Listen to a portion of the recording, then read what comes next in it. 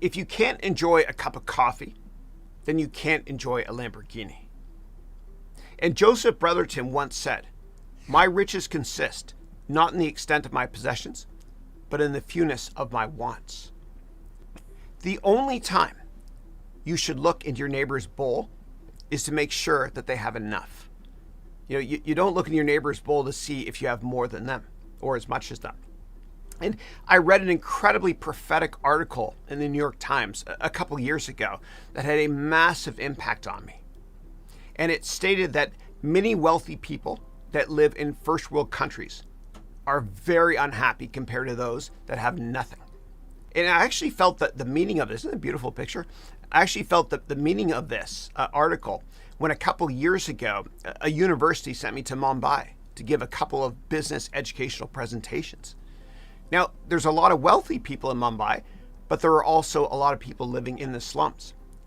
And we drove through the slums, and I had this sense of peace and calmness in my heart as I saw how happy they all were, yet they had nothing.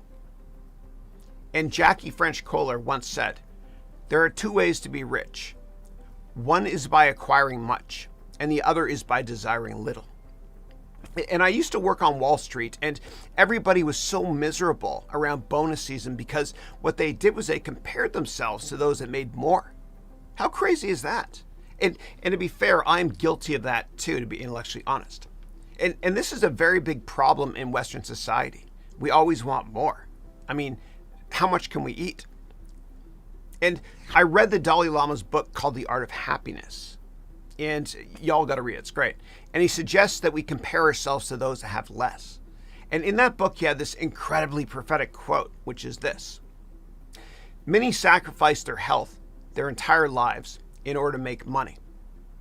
Then at the end of their lives, they sacrifice all their money in order to maintain their health.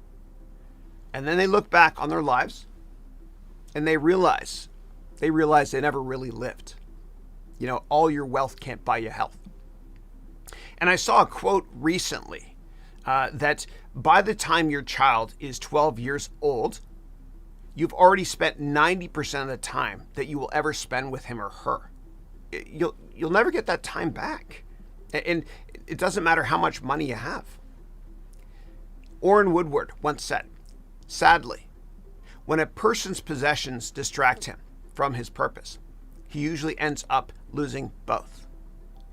And so today's exercise is, please don't think about wanting anything except for what you already have. And I want you to write down, please, I want you to write down what are at least 3 major material things that you won't focus on wanting to have today and in the foreseeable future. Take a screen print if you want, or pause me. And before I get out of bed every morning, actually, what I do is I thank God for 10 things as follows.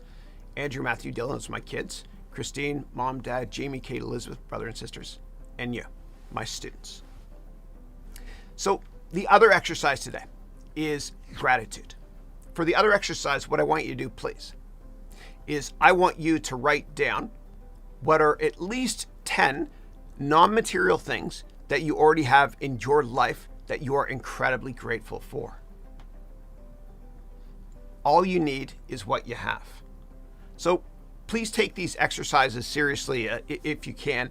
I promise you that practicing gratitude daily will put you into a peak mental state.